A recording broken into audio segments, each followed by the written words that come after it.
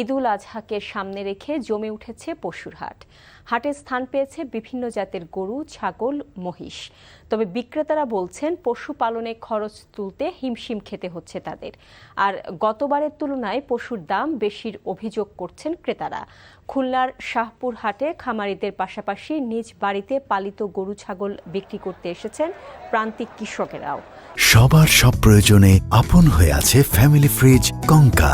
Happy থাকুন। জেলা কৃষি অফিসের তথ্য মতে এবছর প্রায় 1,55,000 গরুর চাহিদা রয়েছে। হাটে ওঠানো পশুর দরদাম নিয়ে ক্রেতা বিক্রেতাদের মাঝে রয়েছে মিশ্র প্রতিক্রিয়া। চাঁপাইনবাবগঞ্জের ছোট বড় মিলিয়ে 19টি স্থানে বসেছে গবাদি পশুর হাট, যেখানে জার্সি, ক্রস জাতের গরুর পাশাপাশি দেশীয় জাতের পশু স্থান পেয়েছে। তবে দেশীয় জাতের মাঝারি ও ছোট আকারের গরুর চাহিদা অন্যান্য বারের চেয়ে বেশি বলছেন বিক্রেতারা। ফেনীতে জমে উঠেছে কোরবানির পশুর হাট। জেলার 94টি স্থায়ী ও অস্থায়ী হাটে প্রতিদিনই আসছে হাজার হাজার পশু। ক্রেতা বিক্রেতাদের উপস্থিতিতে মুখর হয়ে উঠেছে হাটগুলো।